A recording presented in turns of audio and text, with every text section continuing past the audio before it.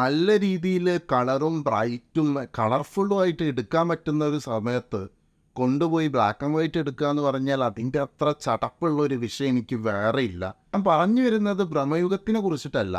പക്ഷേ ഈ ഭ്രമയുഗം എന്ന് പറയുന്ന ഈ ഒരു സിനിമ എൻ്റെ കാഴ്ചപ്പാടിനെയും അല്ലെങ്കിൽ സിനിമ ആസ്വാദനത്തെയും നല്ല രീതിയിൽ വ്യത്യാസം എന്നെ മെച്ചപ്പെടുത്തിയൊരു ചിത്രമാണ്.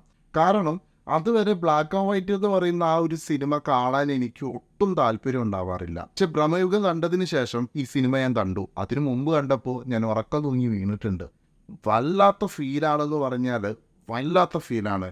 വേറെ ഒരു എക്സ്പീരിയൻസ് ആണ് ഈ സിനിമ എനിക്ക് തന്നിട്ടുള്ള ഒരു അനുഭവം എന്ന് പറഞ്ഞാൽ അത് വേറെ ലെവലാണ്. ഞാൻ ഒരു കാര്യം കൂടി പറയാം. ഈ സിനിമ കണ്ട് ഒരു വട്ടം ഞാൻ ഉറങ്ങിപ്പോയതാന്ന് പറഞ്ഞല്ലോ. അങ്ങനെ ഒട്ടും ഉറക്കം കിട്ടാത്തൊരു രാത്രിയിൽ ഉറക്കം കിട്ടാൻ വേണ്ടിയിട്ടാണ് ഈ സിനിമ കണ്ടത്. ഏകദേശം 3 മണിക്കാണ് സ്റ്റാർട്ട് ചെയ്യുന്നത്.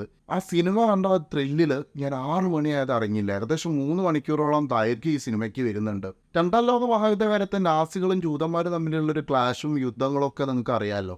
അതിന് ഒരു റിയൽ സ്റ്റോറിയാണ് ഇവിടെ പങ്കുവച്ചിട്ടുള്ളത്. ഈ സിനിമ കണ്ടു കഴിയുമ്പോൾ നമുക്കൊരു ട്രോമ എന്നുള്ളൊരു അവസ്ഥയിലൊക്കെ വന്നു പോവും. വല്ലാതെ കരഞ്ഞു പോവും.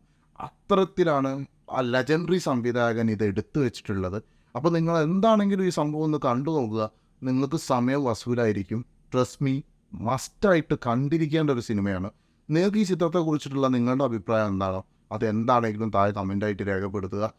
ഇതേപോലെയുള്ള ക്ലാസിക് ആയിട്ടുള്ള നിങ്ങളുടെ ഏറ്റവും പ്രിയപ്പെട്ട സിനിമ ഏതാണെന്ന് വെച്ചാൽ അത് താഴെ ഒന്ന് കമൻറ്റ് ചെയ്യുക.